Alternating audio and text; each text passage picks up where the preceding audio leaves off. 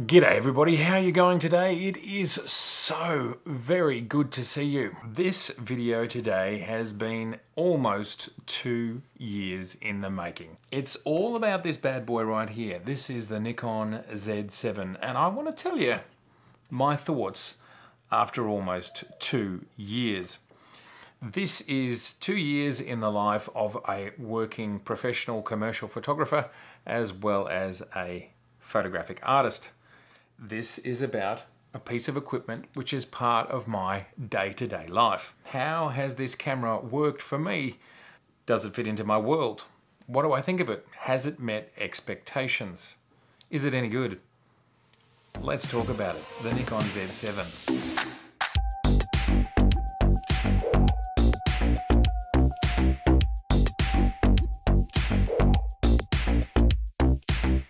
What I am is someone who had two D850s and an A7R III, and I got the A7R III because I wanted that to be the filmmaking side of my business. I couldn't shoot on the Nikon D850s without an operator and be sure that it was actually going to get me in focus.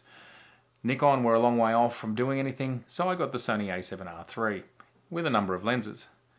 Literally 6 weeks later, the Z7 was launched. So this review or this look back over the last 2 years is based on someone who was working with two D850s and a Sony A7R III. So let's talk about the tentpole aspects of the Z7 so you can find out what I think after almost 2 years. Firstly, I want to start with something that's been both derided and lauded, and that is the ZMount. Now, some people have derided it because Nikon haven't shown how awesome it is yet, even by the fact that its sheer size and shallowness allows for a great deal of potential. But that's being a little bit short-sighted because Nikon has actually shown us one lens, which is off the charts, and then both of the two zooms that we have to date, the 2.8 zooms, the 24-70 and the 70-200, which are now out, they have proven to be absolutely best in class. So if the Z-mount's not showing how good it is, then I'm not sure what it's doing. To add to that, we have a set of primes, a 20, a 35, a 50, an 85, oh, and the 24, I missed that one. The 1.8s, all fantastic, all great bang for buck. And as I've said before, these 1.8s aren't like the 1.8s of the old F days. They're basically better than the 1.4s of the F-mount days, except without that extra 2/3 of a stop. So you're getting way more for less, except for a little bit of light and a little bit of depth of field, which can be solved in other ways. So Nikon has been showing us what the Z-mount can do, but they've just been doing it within a spectrum that we can mostly not see, if that makes any sense. The Noct, I suppose, the 0.95 lens that came out right at the start, a great lens, but those who were anti-Nikon just said, well, it's a waste of money and waste of time, and why'd they do it? Well, I would love that lens if I could afford it. I would love it, and I would buy it. I will, one day. I'll get there, I'll get to it. That would be a dream lens from my perspective. And a lens like that, it's a collectible. It's like a rare Porsche. You know, Nikon don't want to sell 20 million of them. They probably want to sell 20,000 of them over a decade. Who knows? But it's still showing the value of the mount. So not only does this have a great deal of potential, and not only are we starting to see the value of it, the more exotic lenses are still yet to come, of course, besides the Noct. But there's the fact that we can adapt so many different lenses. All my Sony E-mount lenses can be adapted onto here, and this is fantastic. Also, you can adapt Canon EF mount lenses and Leica lenses, for example. So there are so many options. But that's third party. Of course, you can adapt Nikon lenses. With the F to Z adapter, you can adapt every single F lens, I think, all of them. Now, sure, some of them you don't get autofocus and you don't get the electronics coming through, aperture and so on. But the reality is you can stick any lens from any era of the F-mount onto this camera and still take a shot. And of course, for those who follow my channel, you know that this very image here, which is on the front of my calendar, thank you everybody, if you want one, you know how to get one, it's in the link down below here. That image was taken with an almost 40-year-old 50mm 1.2 manual lens on the ZMount. It's a stellar thing, and this is creating real outcomes, real stuff. Such a great result that I've created this in the thousands because I love it. And ultimately, it's about the shots that you get, not how you get them. But this mount allows me to use all f-glass. I think out of my collection of Nikon lenses over almost 25 years, there is only maybe 1 or 2 lenses that I don't get full functionality from. So I've bought everything from then on, so last 25 years, and they all work except for those 1 or 2. So I think, you know, for Nikon to be reaching back beyond 20 years and supporting lenses beyond that is a big ask, as in supporting them fully. They are supporting them, just not fully, all of them. And the F to Z adapter works extremely well from my perspective. But further to that, like with the 50mm that took that shot we just saw, we do get a bonus from working with the Z system and old lenses. And that, of course, is with in-body stabilization. All the adaptable lenses is just a fantastic thing. So the mount for me, along with the lenses that come with it, which is a massive range of lenses, not just the native lenses, it's a cracker. And we're only just beginning to see what this mount can do for us. The next thing I want to talk about, ergonomics. The grip, the buttons, the layout, the way that Nikon think and refine the user experience to ensure that what we're doing is as easy as possible. Now, some photographers don't care about ergonomics, and maybe that's because they shoot for an hour or 2 hours. Someone like me, who over my time as a photographer has had gigs that go all day, and I'm not talking an 8-hour day. I'm like dusk till dawn, like wake up to sleep. For example, when I photographed with the Melbourne Symphony Orchestra, following them around Europe for a couple of weeks a few years back, I was the embedded photographer covering their first tour to Europe in a very long time. I was shooting everything. And that means that the camera in your hand has to work, it has to not give you fatigue, all the buttons need to be in the right place, and you never want to have to pull your eye away. You never want to have to do that. You want to be able to do and find everything as quickly as possible, because you need to watch for the moment. That's one of the biggest parts of a photographer's job, is watching and waiting for the moment. In my case, this was about documenting this trip and looking for the great moments that happened. That's exactly what I did, and working with a camera that's just so easy to use makes it easier. Now, I wasn't shooting with this back then, but it was with other Nikon cameras. It was actually 2 D810s.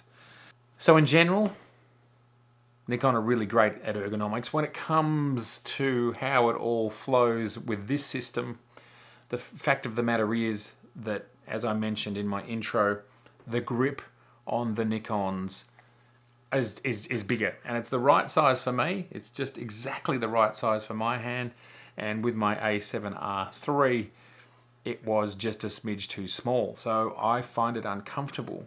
Rather than it kind of sitting in the palm of my hand, I actually have to squeeze to hold onto the camera, so you get tired in this part.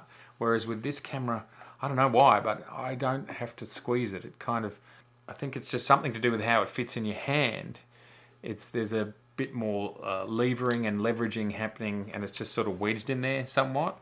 But with the Sony being slightly smaller, I actually had to squeeze to hold onto it. So you just get tired so much quicker. So that's just a thing. Like, that's just a choice.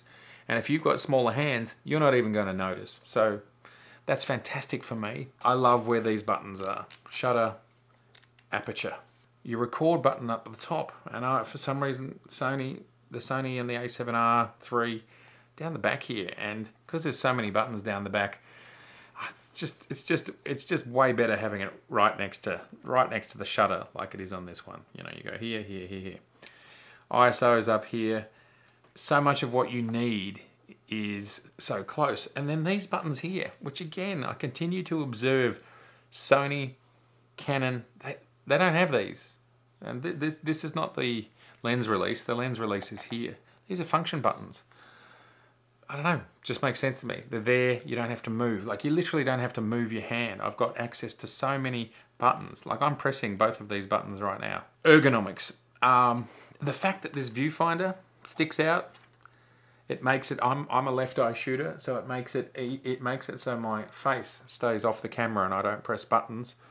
On the Sony, it's up against the back, and my face is just mashed up against the camera. So this is something that's just thoughtful. It's just thoughtful, but it actually makes every moment that I'm with the camera easier. The touchscreen, it's a full touchscreen. You can pinch, you can zoom, you can control everything. All works great. One thing you can't do is touch to focus when you're doing this. I would like to see that addressed if it's possible. Yes, you have to pull back and change the screen and do that. And I can use this camera with or without the grip. And if you do have big hands, then I would suggest, if you want to go into this system, that adding this thing, which in Australia I got it on sale for only $350. This is the genuine article. It's the battery extender, but it also makes the camera feel like there's no issues with size of hand. Gives it a good heft. Obviously doubles your battery life. And you can shoot vertically if you want to shoot like this, and that might be weird for some people, but it actually feels quite good. Depends what you're doing, but if you're shooting on a prime, you don't need to zoom. I think there were a lot of complaints about this, largely unwarranted, coming from people who didn't try it, hadn't used it, hadn't touched it, and didn't try to adapt. It's good, and it's very inexpensive. So the ergonomics, all in all, are fantastic. Button layout, and one of the biggest fundamentals, and I know I'm bringing up Sony, but as I said at the intro, I bought the Sony to be the video hybrid in my business. And then Nikon created this, and obviously it made sense because I've got all my legacy glass and flashes and all that stuff. So in moving over to this, my direct comparison, the last camera I used in that role was the Sony A7R III. And the thing I wanted to talk about, which was really profound, is when you switch between, and it's just this little switch here, when you switch between stills and video, you just counterbeat, it's about 1 second and the camera's ready to go. Your settings for each state are sandboxed, which in the Sony they are not. And further to that, on the Sony, you have to go to the dial here up the top and turn it, and then get it, it's a little bit like playing Wheel of Fortune. You've got to get it on the right one. This just makes more sense. So again, ergonomic, ease of use, speed of use, not having to take your eye away from the viewfinder, not having margin for error. There's no margin for error. It's either stills or video. This one, you might try and remember how many clicks and all that. It's just not as easy. It's just, there's a higher degree of getting it wrong. And as a photographer, you just want things to be quick, and you don't want to get things wrong. So all in all, the ergonomics, the feel, the button placement, the EVF, the fact that this is stretched out a little bit, all that stuff has just made this a great camera. The next thing I want to talk about is the sensor that's in the Z7. Now the sensor in the Z7 is the same sensor. Well, it's the same megapixel count, around 45.5 megapixels. Same one. So the fact that I'm shooting with two D850s meant this could just slide into my bag. From a client perspective, if they're looking at the files and they're trying to blow them up from a billboard or whatever, and they're going, how come this batch of files are 6,000 pixels wide and this bunch are 8,000? Why are they different? Not going to happen with this camera. Fits in perfectly. So the only difference with the sensor is the fact that they had to put the focus system on the sensor. And for those who pixel peep, get in there really close, 200, 400%, and really push out their shadows, maybe 4 EV or more from the shot that they took, there was some banding that would appear in certain situations. I don't know how many shots. I maybe shot 50,000 shots with this camera, something in that vicinity. And how many shots have I lost to banding in the real world? Like actually had to go, oh look, I can't use it because the banding, you know, it's just out of control. There are 0 shots that I've had to ditch because the focusing system is on the sensor, and you can see it if you push those files beyond 4EV. You're trying to dig out of the shadows. Now, it doesn't happen on every file, only happens in certain circumstances. I haven't quite worked out which ones, and like I said, there's probably been 1 or 2 files where I've gone, well look, this is how far I want to push the shadows. I can see it a little bit, but then when you zoom back out again, it's basically not there. Like in the real world, it simply doesn't matter. So yes, that's a characteristic of the Z7 and the Z6, that there is that banding in extreme situations when you're pushing stuff, and you know, there's something that you just need to know. But of course, most of the time, you expose your image correctly, you get the shot that you want, you're not pushing into the shadows at all like that. It's just simply irrelevant. So it hasn't been a problem in the real world for me. I have seen it, but it's not a problem. Otherwise, this sensor's great. Dynamic range is great. High ISO is great.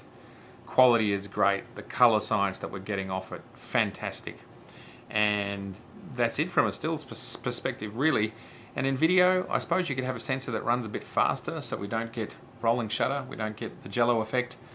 But the reality is, my expectation when I'm buying a stills camera that's shooting gorgeous 4K video anyway, and you know, people have to whip around to make that happen. You rarely see it in reality. It's not something that bothers me at all. But you know, with faster sensors and faster processors, that's something that will be eliminated over the next few years. It will disappear. I mean, we saw it with the A7S III, that it was an improvement over previous cameras. It will disappear eventually. So it's got a great sensor in it that has not let me down. Now, something else I wanted to touch on is 2 elephants in the room, and they are, let's start with the first one. Let's start with focus. Okay, so this is me telling you how this camera's gone for me over the last 2 years. I do not photograph people running towards me, and I do not photograph, say, birds in flight. I don't do either of those things. I photograph commercially, people sitting, standing, walking, never really running, and I photograph for myself, streetscapes, cityscapes, abstracts, portraits, etc. In none of those situations have I ever experienced focusing problems of any type. None, nothing. The only time focus has become an issue is if I'm in, say, a very dark laneway at night where there is not very much light at all, and I'm using the selector, because I always use the selector. These buttons here, or this one here, I move the little red box around and I put it on the point I want to focus on. That's how I focus. I don't use tracking, period. Don't use it. Never have. Because I'm from the day. I'm from back in the day when I think my Pentax K1000 had a circle with 2 circles, and you had to line up something in that circle in the middle, and that's how you got focus. That was really difficult. So autofocus, from my perspective, is awesome, and then being able to select anywhere in the frame, which you can do now with mirrorless cameras. You've pretty much got the entire frame covered. Not quite all of it, but enough of all of it. I'm super excited by it. So I use the selector.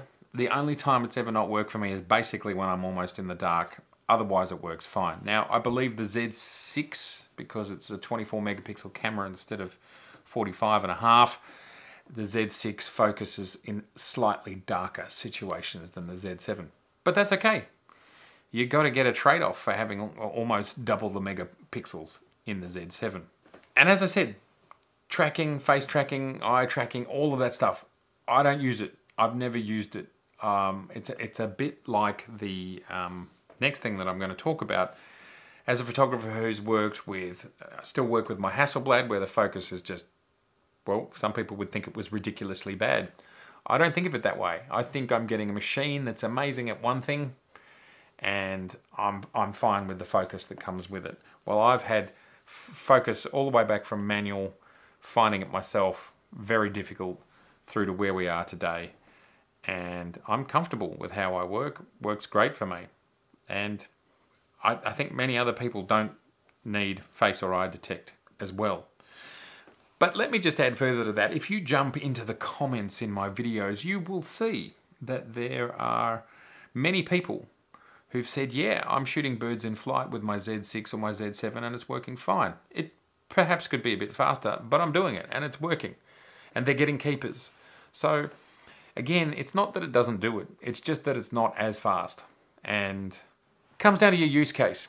I'm sharing with you my use case. I genuinely don't shoot that stuff. Focus is not a problem. It's just not a problem for me. And of course, if you need to, you can just grab the focus wheel. A good old-fashioned focus wheel. And they do actually still work. And they're fun to use. Don't be afraid of using your camera. So focus, yeah. Look, horses for courses. You work out what works for you. The Z6 and the Z7, they've had great improvements with firmwares 2 and 3, and they're running fine. The next thing I want to talk about is the card slots. Yes, one little old card slot. So, to quickly explain my history for those who don't know it, or those who haven't seen every video, which is probably nobody, fair enough. I've been shooting for 30 years as a professional. I've been shooting almost 40 years as just a young kid, enthusiast, amateur. Prior to that, in film days, obviously we had no redundancy, and even in digital up until 2008, when I actually received my first Nikon D3 in my hand, I had no redundancy.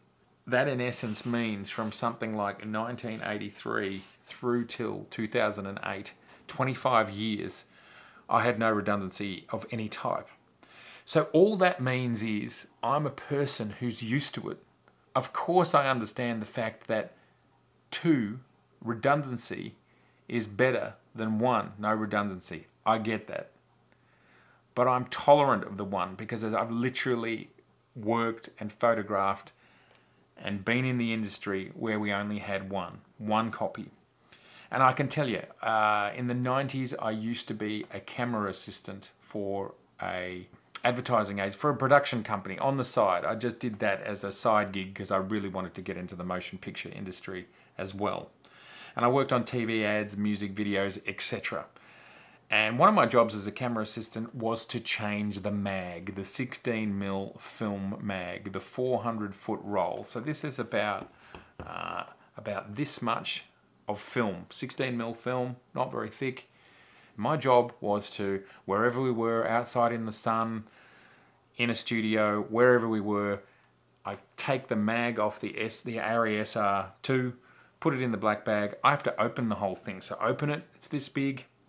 I have to get the film, it's completely exposed to the elements, except you've got your hands in this black bag, and you've got to get it out, you've got to put it in a plastic bag, and you've got to put it in a tin. You've got to do it all by feel.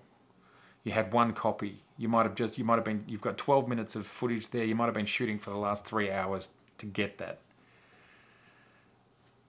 So instilled in me is best practices.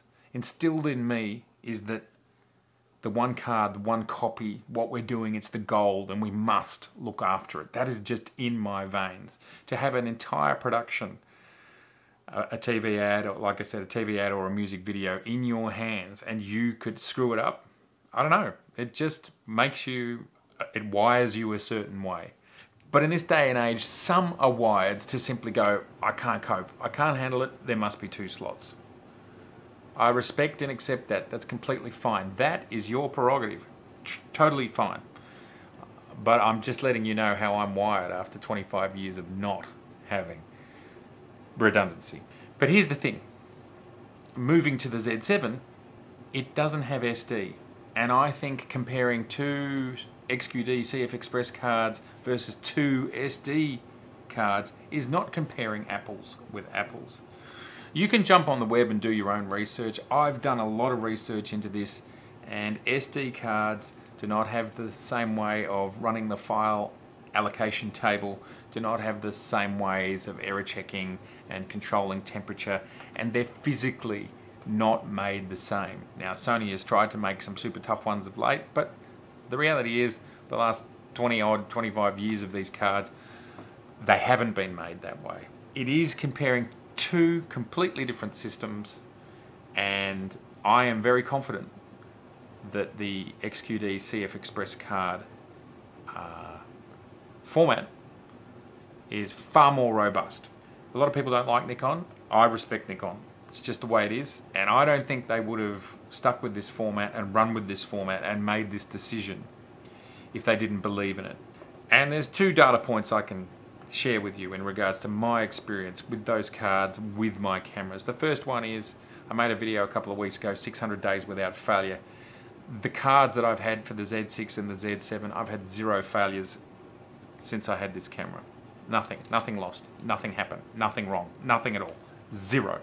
But my experience with these cards goes back further, because the D850 also uses these cards. No problems, no failures, nothing wrong. But it goes back even further. I first got one of these cards, a 16 gigabyte card with my original D4, because it had a CF slot and an XQD slot. Again, the same. So I don't come to this slot today. I'm aware and have been working with this format, variants of this format, for 8 years. And it has looked after me. Taking that data in mind and the fact that I'm tolerant to the one card slot, and by looking at my comments, I would say something like 60 to 70% of other people out there who have spoken in the comments. Obviously some people don't speak, and that's cool. I would say 60 to 70% of people are not particularly worried about having 1 or 2 card slots either. And they will admit that they might have 2 card slots and they rarely use the 2 slots anyway. So it's an interesting debate, and I feel it's a little bit of an example where some people have just decided that it's something they want to drive a wedge on rather than the real world. And there are solutions to work around it. I've talked about the fact that there's SnapBridge.